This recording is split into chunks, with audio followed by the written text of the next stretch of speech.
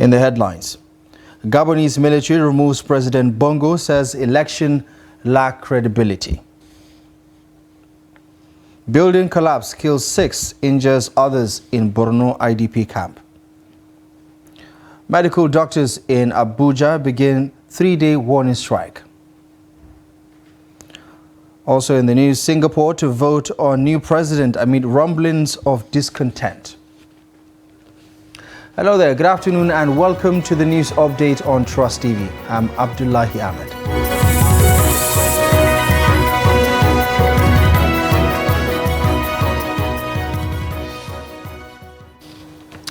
We begin in Gabon as senior Gabonese military officials appeared on national television announcing a military takeover in the country just minutes after the state electoral body announces President Ali Bongo as winner of the presidential election, securing a third term in office. Appearing on television in the early hours of Wednesday, the officers say they represent all security and defense forces in the Central African nation.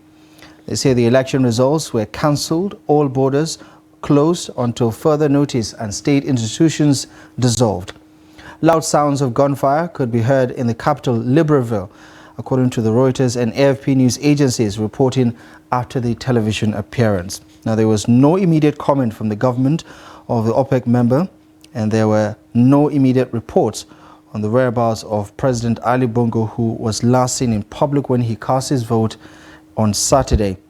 As one officer read the joint statement, a dozen others stood silently behind him in military fatigue and berets.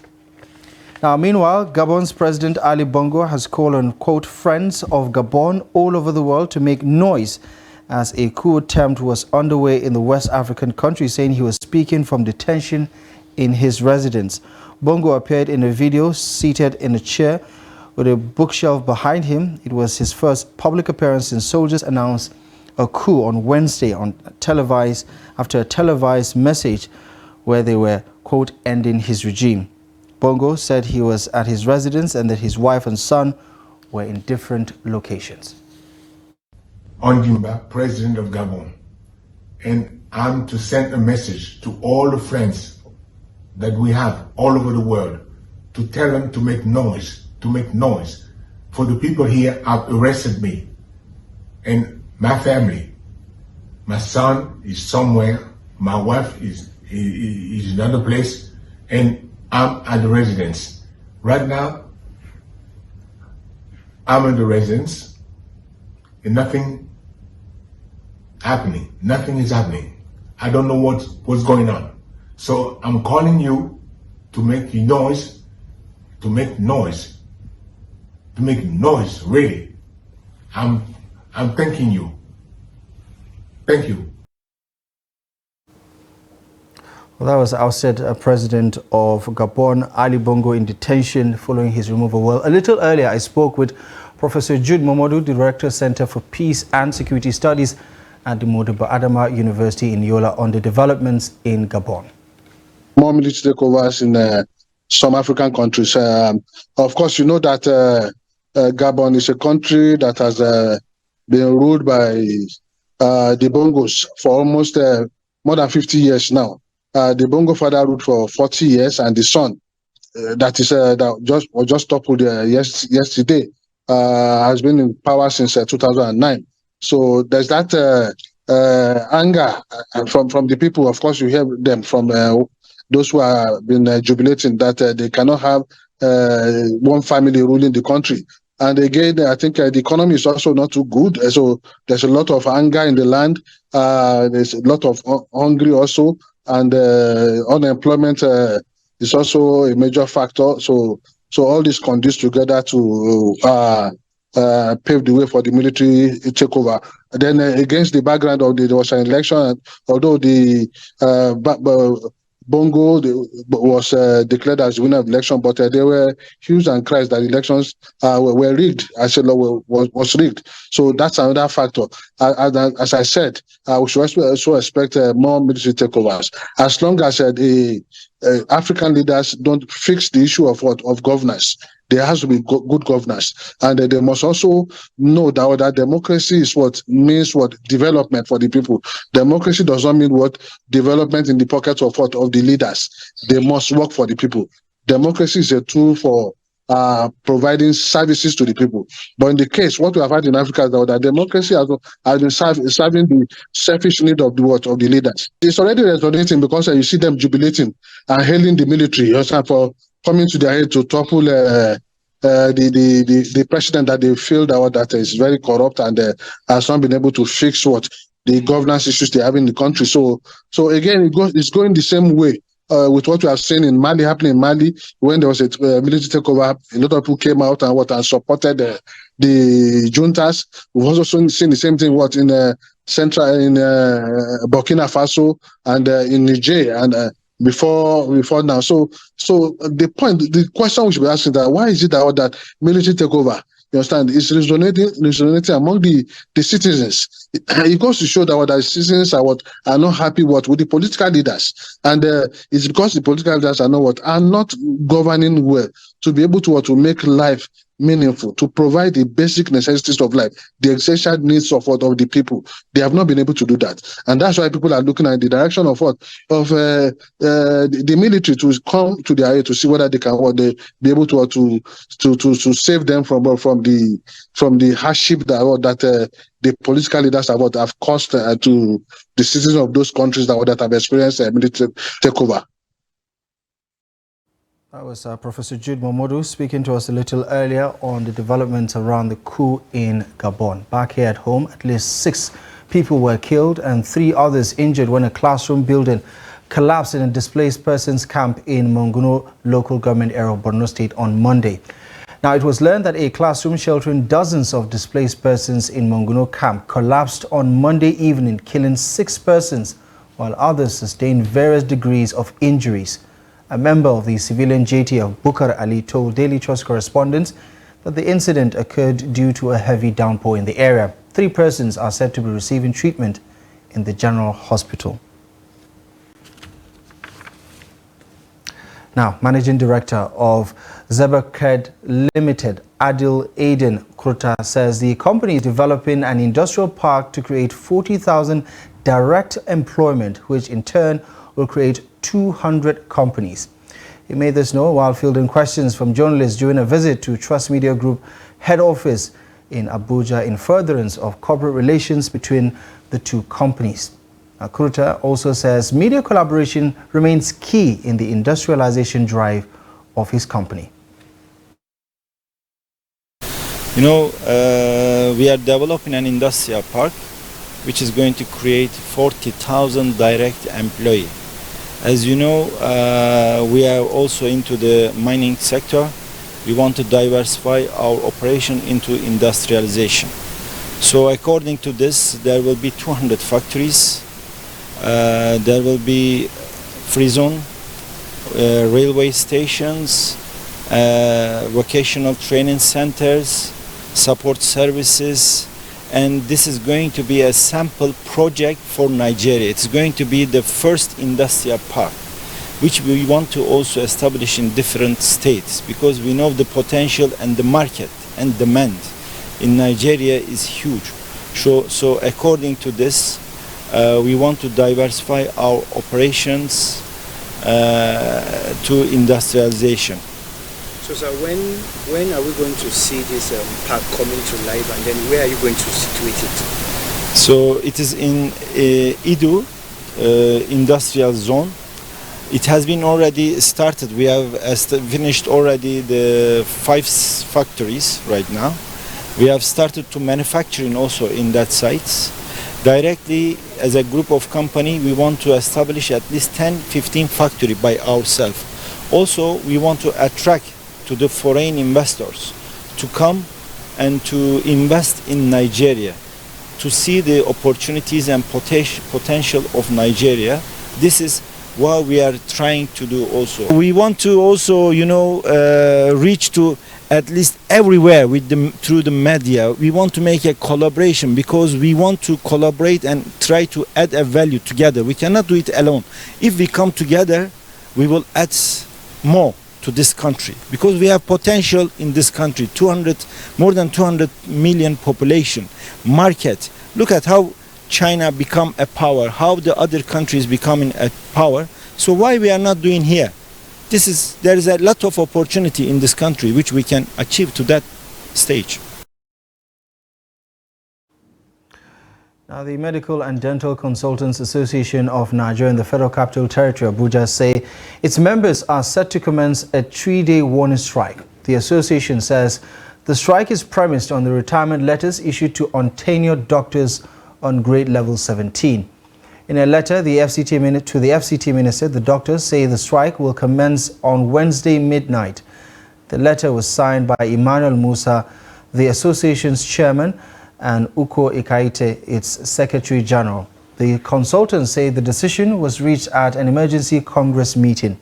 Now, the medical consultants say they decided on the strike after efforts to reach an amicable resolution with the FCTA establishment failed. The medical consultants explained that the FCTA was the only administration that has misinterpreted, misapplied, and implemented the circular across the country.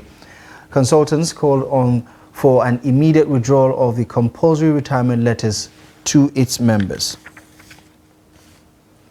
Now, the United Nations high-level meeting on tuberculosis is set to take place in September this year on the sidelines of the United Nations General Assembly in New York, with hopes to comprehensively review the progress of key commitments by heads of states and government to end the dreaded TB disease by 2030. Civil society actors are calling on the government of Nigeria to ensure the implementation of adequate measures to eradicate the disease and enact laws towards protecting TB communities through multi-sectoral approach. Aisha Saliu reports. Nigeria is among the 14 high-burden countries for tuberculosis, TB and HIV, and multi-drug-resistant TB, and is equally ranked 6th among the 30 high TB-burden countries globally.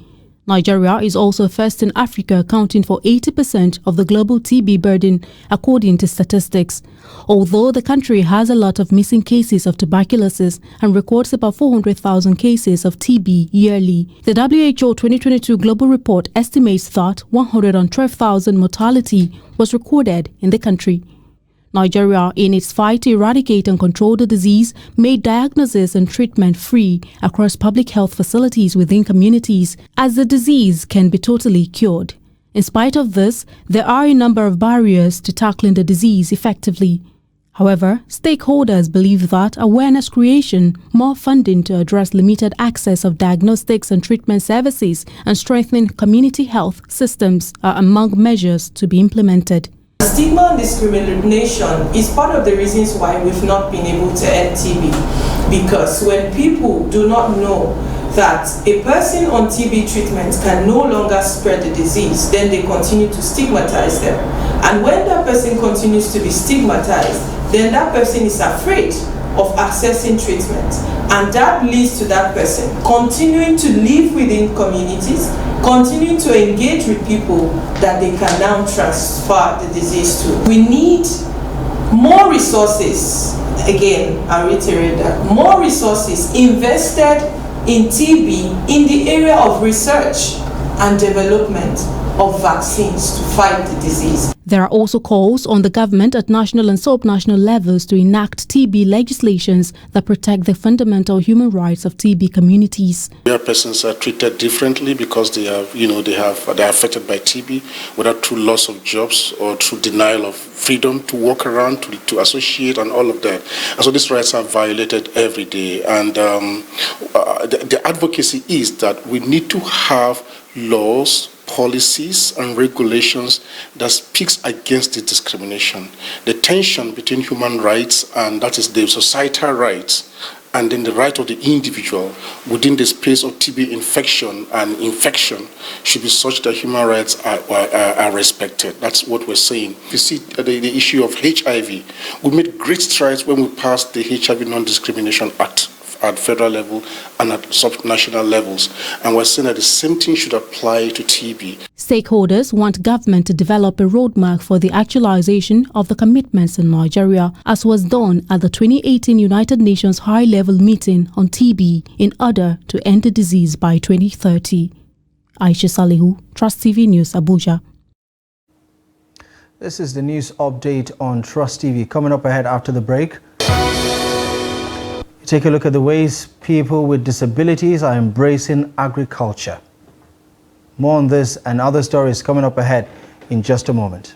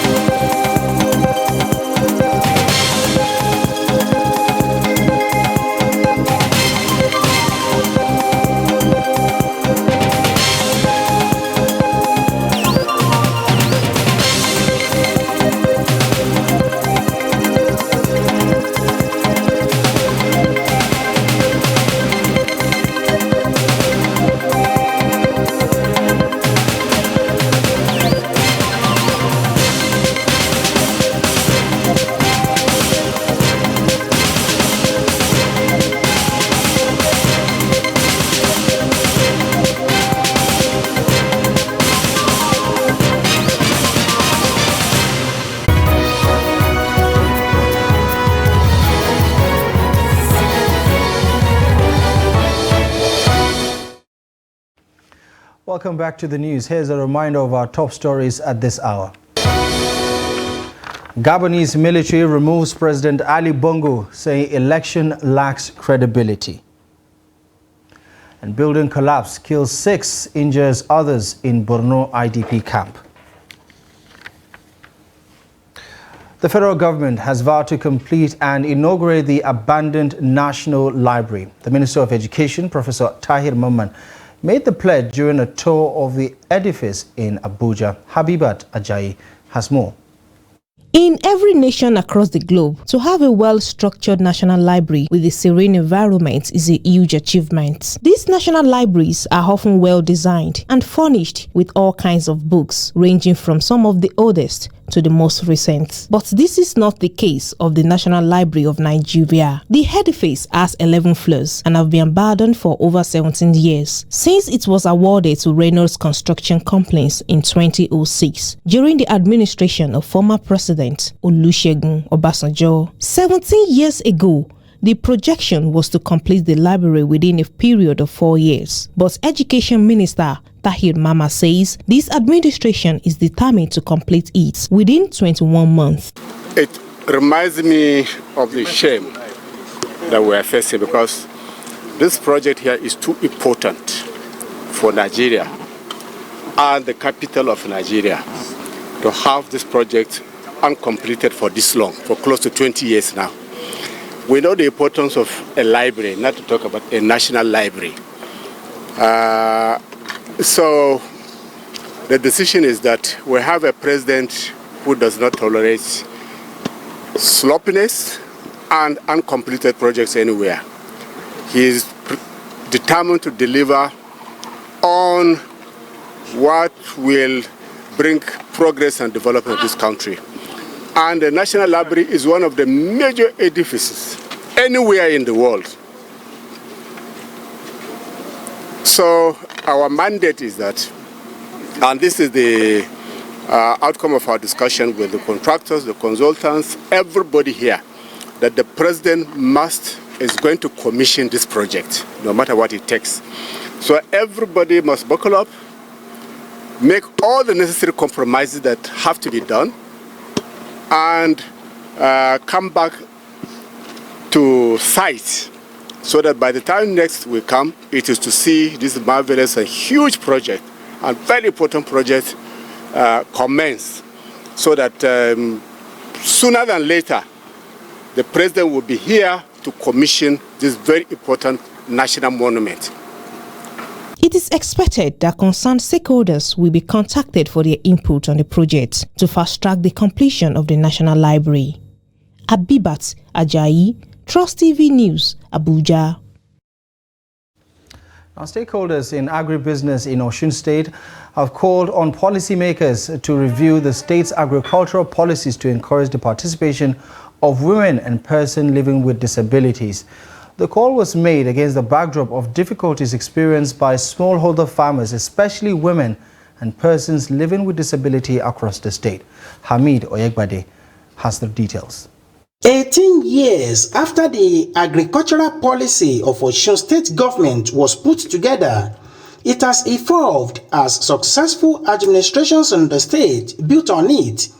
But farmers and other agribusiness stakeholders in the state want these policies reviewed and improved upon to be inclusive and accommodate modern farming techniques.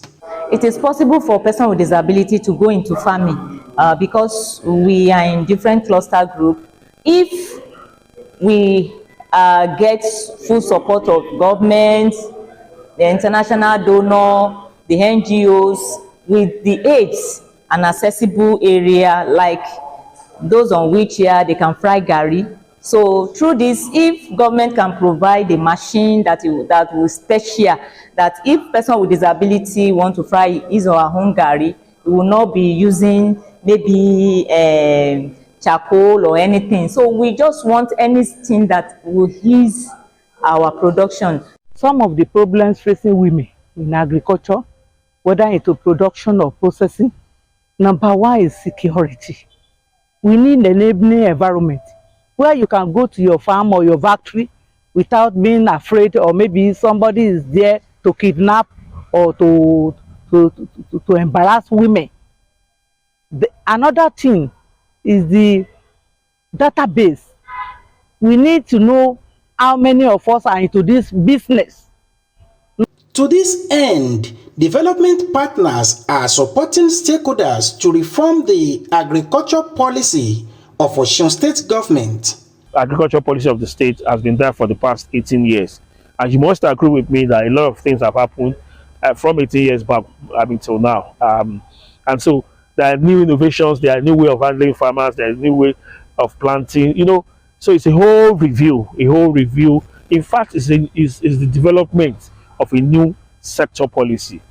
So this will give us an opportunity to look at what's going on globally and then be able to incorporate it in what we're doing so that we can really advance and move forward the agri sector. You remember that in the 5-point agenda of my governor, His Excellency Senator Nuruddin Ademola Adeleke, agriculture forms one of the key areas with which he wants to drive the economy of the state.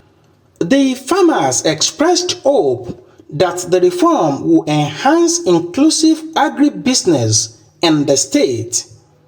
Hamid Oyegbade, Trust TV News, Osogbo. Turn our spotlight now to developments on the international scene. In Singapore, polling stations will open across the country on Friday for the country's first contested presidential election in 12 years.